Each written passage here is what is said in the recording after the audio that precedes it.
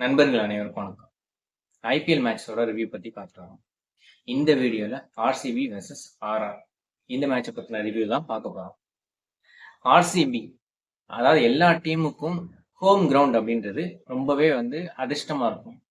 ஈஸியா அவங்க ஹோம் கிரவுண்ட்ல வின் பண்ணுவாங்க. ஸோ அந்த 7 மேட்சஸ்ல மினிமம் ஒரு 5 மேட்சஸ் அப்படின்ற மாதிரி வின் பண்ணி வச்சுக்குவாங்க. அதர் கிரவுண்ட்ல தான் அவங்க கொஞ்சம் தடுமாறுவாங்க.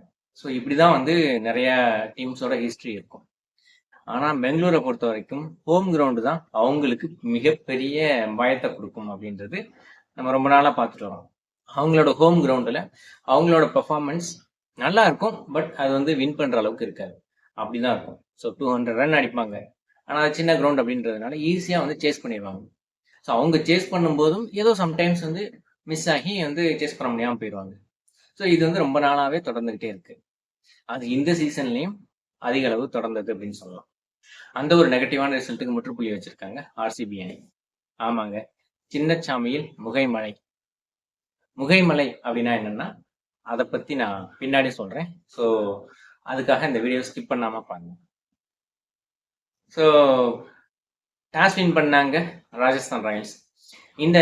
அதாவது ஆர்சிபி சின்னசாமி ஸ்டேடியத்தில் டாஸ் வின் பண்ணவே இல்லை. அதுவுமே அவங்க லாஸ் பண்றதுக்கான ஒரு காரணமா இருந்தது. ஏன்னா ஃபர்ஸ்ட் பேட்டிங் பிடிக்கும்போது அவங்க ரொம்பவே அதிகமான ரன்ஸ் அடிச்சாலும் செகண்ட் பேட்டிங் பிடிக்கும்போது ரன்ஸ் விட்டு கொடுத்து தோத்துடுறாங்க. அப்படிதான் இருந்தது.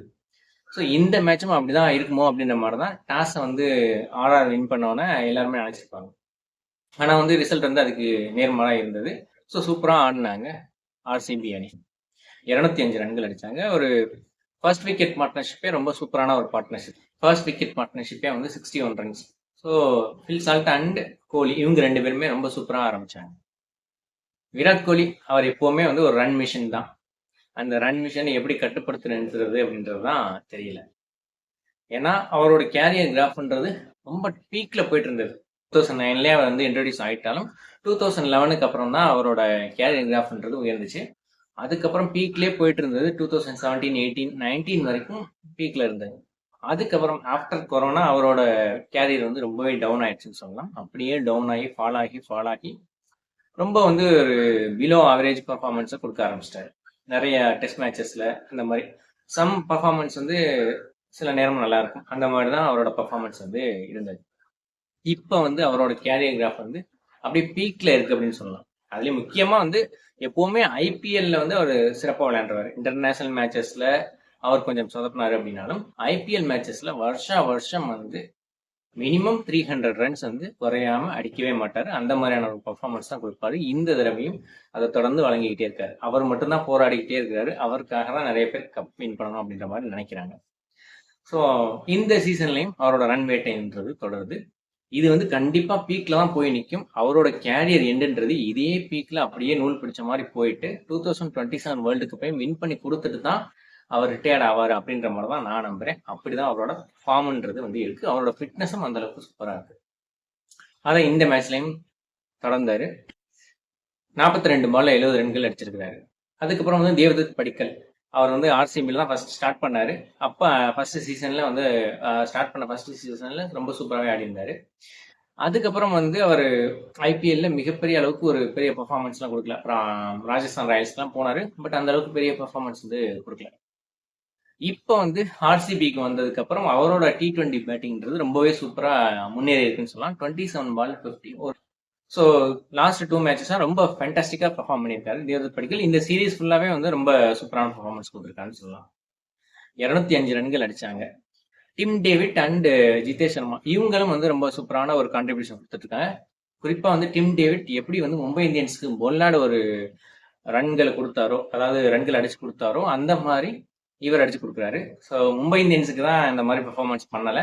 இருந்தாலும் பரவாயில்ல, அவரோட பெர்ஃபார்மன்ஸ் பார்க்கும்போது ரொம்ப மனசுக்கு நிறைவா இருக்கு. அவங்களோட பவுலிங்ல ஜோஃப்ரா ஆர்ச்சர் அண்ட் ஹசரங்கா இவங்க 2 பேரும் தான் ஓவர்லோவ் பெர்ஃபார்மன்ஸ் நல்லா பண்ணாங்கன்னு சொல்லலாம். மற்றவங்க எல்லாருமே அதிகமான ரன்ஸை விட்டு கொடுத்தாங்க.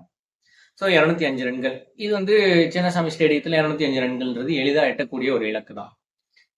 ராஜஸ்தான் ராயல்ஸ் அவங்க ஸ்டார்ட் பண்ணாங்க. அவங்ககிட்ட எப்பவுமே ஸ்டார்டிங்லாம் அவங்ககிட்ட நல்லா தான் இருக்கு, ஆனால் ஃபினிஷிங் சரியில்லையப்பா அப்படிதான் சொல்லணும். அப்படிதான் அவங்க இந்த சீசன்ல நிறைய மேட்சஸ்ல தோத்துட்டு இருக்காங்க. ஸ்டார்டிங் சூப்பரா கொடுத்தாங்க வைபவ் சூரியவன்ஷி அண்ட் ஜெய்ஸ்வால். ஜெய்சோன் வந்து ஃபர்ஸ்ட் ஃபியூ மேட்சஸ்லாம் சரியா ஆடல. அவரோட அந்த இடத்துக்கு வந்து இப்ப பலமான போட்டி எழுந்திருக்கு. இஷான் கிஷன் வேற இப்ப வந்து அந்த கான்ட்ராக்டுக்குள்ள வந்துட்டாரு.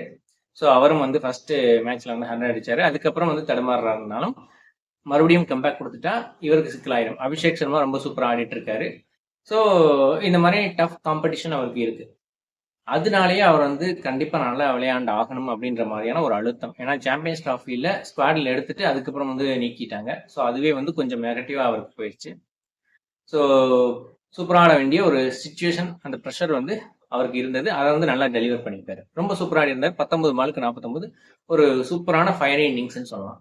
அவர் வந்து ரொம்ப சூப்பரா ஆடி கொடுத்தாரு. அதுக்கப்புறம் வந்து த்ருவ் ஜுரேல் அவர் வந்து 34 பால்கள், அவர் வந்து 34 பந்துகள் 47. தனக்கு கொடுக்கப்பட்ட அமௌண்ட்டுக்கு ஒரு சூப்பரான பெர்ஃபார்மன்ஸ் வந்து எல்லா மேட்ச்லயும் கொடுத்துட்டு வர்றாரு. ரொம்பவே சூப்பரா பண்ணிட்டு இருக்காரு. இதுல வந்து யாரு ரொம்ப சொதப்புறாங்க அப்படின்னு பாத்தீங்கன்னா ஹெட்மயர் தான். அவங்களுக்கு வந்து ஒரு மேட்ச் வினரா இருந்தாரு கடந்த ஃபியூ சீசன்ஸா. ஆனா இந்த தடவை வந்து அவர் தான் வந்து நிறைய பால்களை சாப்பிட்டு அவங்க தோல்வி அடைகிறதுக்கு ஒரு காரணமாவே இருக்கிறாரு. ஒரு மேட்ச்ல த்ருவ் ஜுரேல் வந்து அவர் ஹீரோயிசத்தை காமிக்கணும்னு முற்பட்டு அந்த மேட்சை தோத்துட்டாங்க. ஹெட்மயர் வந்து அந்த ஷாட்ஸ் வந்து அடிக்க முடியாம தடுமாறுறாரு. அதனால தோக்குறாங்க. லாஸ்ட் 3 மேட்சஸா வந்து அதாவது ரொம்பவே வந்து ஒரு மோசமான தோல்வியை பெற்றிருக்காங்க ராஜஸ்தான் ராயல்ஸ் சொல்லணும். ஏன்னா டிசி கூட 6 பால்ல 9 ரன் அடிக்க முடியல. அதே போல வந்து எல்எஸ்ஜி கூட 6 பால்ல 9 ரன் அடிக்க முடியல. இப்ப ஆர்சிபி கூட 12 பால்ல 18 ரன் அடிக்க முடியல. ஸோ இது வந்து ஒரு T20 மேட்ச்ல வந்து இந்த மாதிரியான ரன்கள் அடிக்க முடியாதுன்றது ரொம்பவே ஒரு பரிதாபமான விஷயம் தான். ஃபர்ஸ்ட் ஃபியூ மேட்சஸ்ல வந்து ரியான் பராக் கேப்டனா இருந்தாரு. அதனால கொஞ்சம் அனுபவமற்ற வீரர், கொஞ்சம் தடுமாற்றம் தெரிஞ்சுது. அதுக்கப்புறம் சஞ்சு சாம்சன் வந்ததுக்கு அப்புறம் அவங்களோட பர்ஃபார்மன்ஸ்ன்றது இம்ப்ரூவ் ஆச்சு. அதுக்கப்புறம் அன்பார்ச்சுனேட்லி சஞ்சு சாம்சனுக்கு ஒரு மேட்ச் வந்து அந்த ஒரு ரிட்டையர்டு ஹர்ட் ஆனாரு. அந்த மேட்ச் வந்து ராஜஸ்தான் ராயல்ஸே ஹர்ட் பண்ணிடுச்சுன்னு சொல்லலாம்.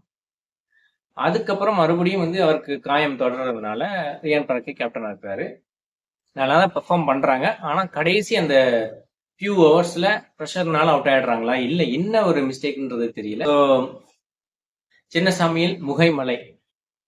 முகைமலை அப்படின்னா முகைனா மொட்டு அப்படின்னு அர்த்தம். ஸோ மலைனா மொட்டு, அதாவது மழை பெஞ்சு அந்த மொட்டு அரும்புதல் அப்படின்றது தான் முகைமலை அப்படின்ற மாதிரி சொல்லுவாங்க. அந்த மழை பெஞ்சு ஒரு முட்டு உருவாகுதல் போல இப்போ வந்து ஒரு வெற்றி கிடைச்சிருக்கு சின்னசாமி ஸ்டேடியத்துல ராயல் சேலஞ்சர்ஸ் பெங்களூர் அணிக்கு. அது வந்து ஒரு சின்ன வெற்றியா முகை மலையா கிடைச்சிருக்கு. அது ஒரு பெரும் மலையா கிடைச்சி அவங்களுக்கு வந்து மிகப்பெரிய வெற்றியை தரணும் அப்படின்னா அவங்க வந்து இன்னும் கொஞ்சம் பவுலிங்ல வந்து ஒரு கான்சென்ட்ரேஷன் பண்ணணும். ஸோ அதுல வந்து கொஞ்சம் கான்சென்ட்ரேஷன் பண்ணி விளையாண்டாங்க அப்படின்னா கண்டிப்பா அடுத்தடுத்த மேட்சஸ்லயும் அவங்க வின் பண்றதுக்கான வாய்ப்பு இருக்கு. ஸோ கண்டிப்பா இந்த சீசன்ல பிளே ஆஃபுக்கு ஆர்சிபி போறதுக்கான அதிகமான வாய்ப்பு இப்ப கண் முன்னாடி தெரியுது. ஸோ பார்க்கலாம் இந்த தடவை வந்து ஈசாலா கப் எப்படி ஒர்க் ஆகுதுன்னு சொல்லிட்டு. என்னோட இந்த ரிவ்யூ பிடிச்சிருந்துச்சுன்னா இதை வந்து லைக் பண்ணுங்க, இதை வந்து எல்லாருக்கும் ஷேர் பண்ணுங்க, கிளிக் டிவி சேனலுக்கு சப்ஸ்கிரைப் பண்ணுங்க. நன்றி, வணக்கம்.